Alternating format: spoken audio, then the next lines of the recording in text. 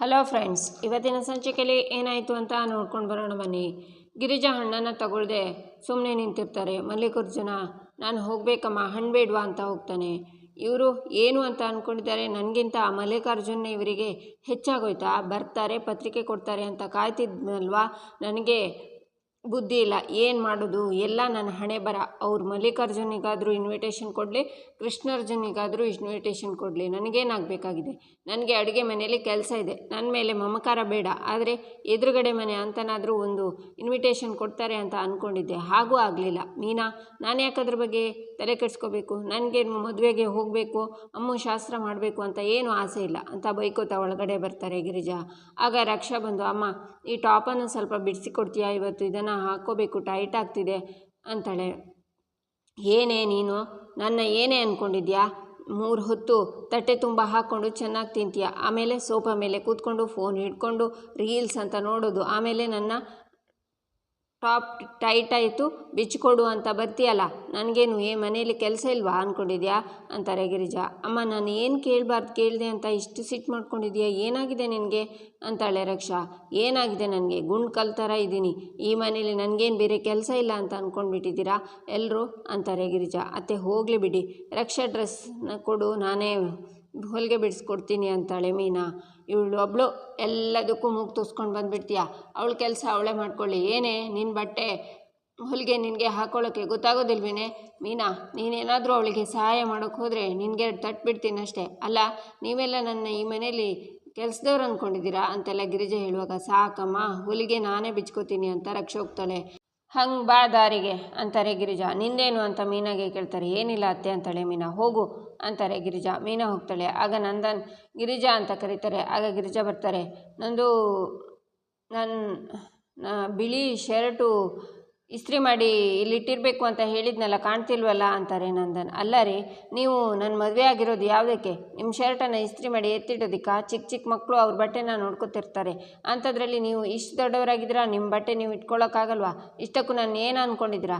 ಬೆಳಿಗ್ಗೆ ಬೇಗ ಎದ್ದು ಮನೆ ಕೆಲಸ ಮಾಡಿ, ಅಡುಗೆ ಮನೆ ಕೆಲಸ ಮಾಡಿ, ಮಕ್ಳ ಕೆಲಸ ನೋಡೋದಲ್ಲದೆ ನೀವು ಬೇರೆ ನಂದು ಅದೆಲ್ಲಿ ಇದೆಲ್ಲಿ ಅಂತ ಕೇಳ್ತಿದ್ದೀರಾ. ಹಾಗಲ್ಲ ರೀ, ಆಗಲ್ಲ.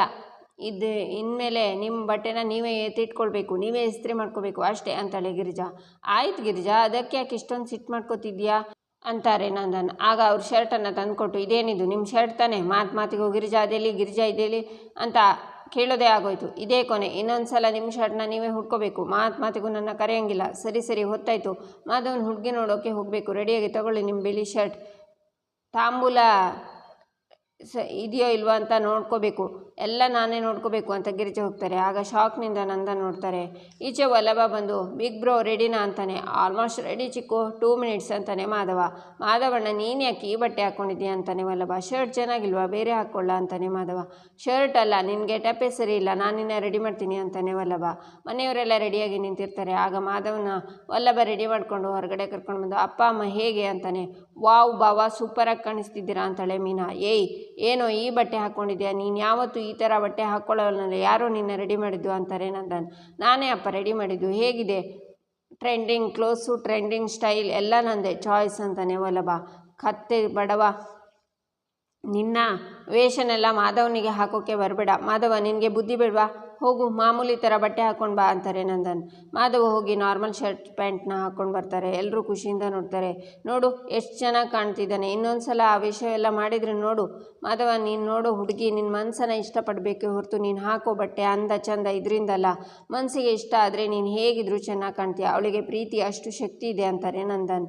ಸೂಪರಾಗಿ ಹೇಳಿದ್ರಿ ಮಾವ, ಈಗ ನನ್ನ ಗಂಡ ಹೇಗೆ ಇದ್ರೂ ಸೂಪರಾಗಿ ಕಾಣಿಸ್ತಾರಲ್ವಾ, ನನಗೂ ಹಾಗೆ ಅಂತಾಳೆ ಮೀನಾ. ನಡೀರಿ ಅಂತ ನಂದನ್ ಹೋಗ್ತಾರೆ. ಈಚೆ ಸೂರ್ಯಕಾಂತ್ ಮನೇಲಿ ಸೀರೆ ತೊಗೊಂಡು ಬಂದಿರ್ತಾರೆ. ಅಮ್ಮಗೆ ಈ ಸೀರೆ ಚೆನ್ನಾಗಿ ಕಾಣಿಸುತ್ತೆ ಅಕ್ಕ, ನೋಡಿ ಅಮ್ಮ ಇದು ಚೆನ್ನಾಗಿದೆ ಅಲ್ವಾ ಅಂತಾಳೆ ಇಂದಿರಾ. ಆದರೆ ಅಮ್ಮ ಏನು ಮಾತಾಡದೆ ಸುಮ್ಮನೆ ಕೂತಿರ್ತಾಳೆ. ಏನಮ್ಮ ನೀನು, ನಿನ್ನ ಚಿಕ್ಕಮ್ಮ ನಾನಿಷ್ಟು ಮದುವೆಗೆ ಎಕ್ಸೈಟ್ ಆಗಿದ್ದೀನಿ, ನೀನು ನೋಡಿದರೆ ಏನು ಹೇಳ್ತಾನೆ ಇಲ್ಲ, ಏನಾದರೂ ಹೇಳೇ, ಇಷ್ಟ ಆಯ್ತಾ ಅಂತಾರೆ ಇಂದಿರಾ. ಅಮ್ಮ ನಿನಗೆ ಈ ಸೀರೆ ಕಲರ್ ಇಷ್ಟ ಆಗಲಿಲ್ಲ ಅಂದರೆ ಬೇರೆ ಯಾವುದಾದ್ರೂ ನೋಡೋಣ, ನೋಡು ಇದು ಇಷ್ಟ ಆಯ್ತಾ ಅಂತ ಕಲಾವತಿ ಬೇರೆ ಸೀರೆನ ತೋರಿಸ್ತಾರೆ. ಅಮ್ಮ ನೀನು ಯಾರನ್ನು ಸೆಲೆಕ್ಟ್ ಮಾಡಬೇಕು ಅಂತ ಕನ್ಫ್ಯೂಸ್ ಆಗಿದೆಯಾ? ಐ ಮೀನ್ ಯಾರು ತೋರಿಸೋ ಸೀರೆನ ಸೆಲೆಕ್ಟ್ ಮಾಡೋದು ಅಂತ ಕನ್ಫ್ಯೂಸ್ ಆಗಿದೆಯಾ ಅಂದೆ ಅಂತಾಳೆ ಜ್ಯೋತಿ. ಅಮ್ಮ ನೀನು ಯಾವುದಾದ್ರೂ ಸೀರೆ ಸೆಲೆಕ್ಟ್ ಮಾಡು ಅಂತಾಳೆ ಅಮೂಲ್ಯ.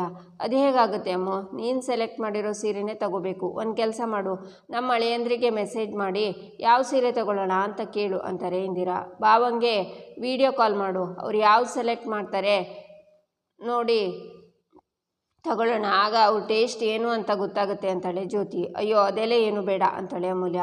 ಅಯ್ಯೋ ನಾಚಿಕೆ ನೋಡು ಅಂತಾಳೆ ಇಂದಿರಾ ಅವಳನ್ನು ಗೋಳು ಹೊಯ್ಕೋಬೇಡ, ಅವಳಿಗಿನ್ನೂ ಅಷ್ಟು ಸಲಿಗೆ ಬೆಳೆದಿಲ್ಲ, ನಾವೇ ಯಾವುದಾದ್ರೂ ಸೆಲೆಕ್ಟ್ ಮಾಡೋಣ ಅಂತಾರೆ ಕಲಾವತಿ.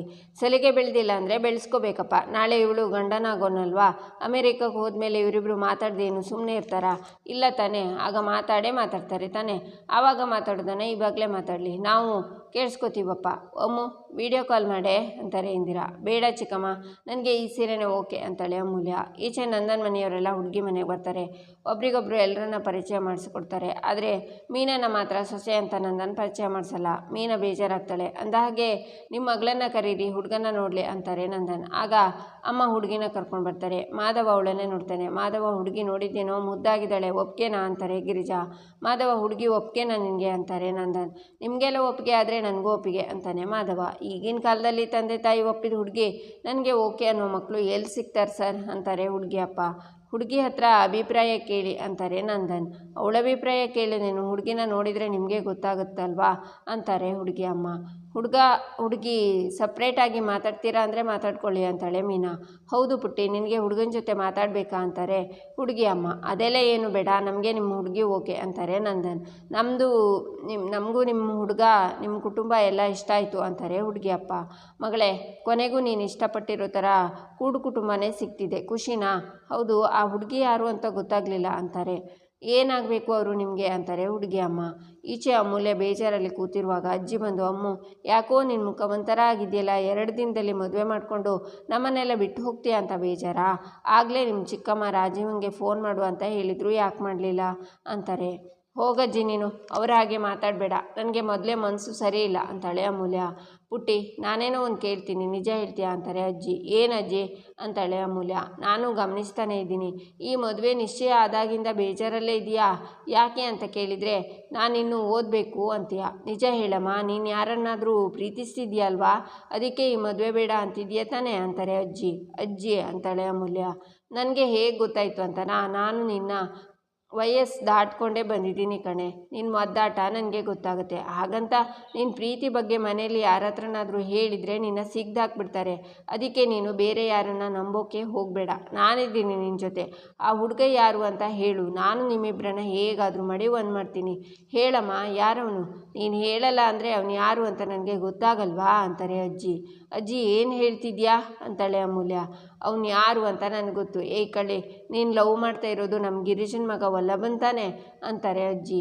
ಆಗ ಸಿಟ್ಟಿಂದ, ನಾನು ಯಾಕಜ್ಜಿ ಕಾಡು ಪಾಪನ ಲವ್ ಮಾಡಲಿ? ನನ್ನ ಅಜ್ಜಿ ಆಗಿದ್ದಕ್ಕೆ ನಿಮ್ಮನ್ನು ಸುಮ್ಮನೆ ಬಿಟ್ಟಿದ್ದೀನಿ, ಇಲ್ಲಿಂದ ಹೋಗಜ್ಜಿ ಅಂತ ಸಿಟ್ಟಿಂದ ಕೂಗ್ತಾಳೆ ಅಮೂಲ್ಯ. ಈಚೆ ಗಿರಿಜಾ, ನಮ್ಮ ಯಜಮಾನ್ರು ಅವಳನ್ನು ಪರಿಚಯ ಮಾಡಿಸೋದು ಮರ್ತೋದ್ರು, ಅವಳು ನನ್ನ ಸೊಸೆ ಮೀನಾ ಅಂತಾರೆ. ನಮಸ್ಕಾರ ಅಂತಾಳೆ ಮೀನಾ. ಸೊಸೆನಾ? ಅದು ಹೇಗೆ ಅಂತಾರೆ ಹುಡುಗಿ ಅಪ್ಪ. ಅದು ನಮ್ಮ 2ನೇ ಮಗ ಕೇಶವ ಇದ್ದಾನಲ್ಲ, ಅವನ ಹೆಂಡ್ತಿ ಅಂತಾರೆ ಗಿರಿಜಾ. ನಿಮ್ಮ 2ನೇ ಮಗನಿಗೆ ಮದುವೆ ಆಗಿದೆಯಾ ಅಂತಾರೆ ಹುಡುಗಿ ಅಮ್ಮ. ಮಂಜಣ್ಣ ಹೇಳಲಿಲ್ವಾ?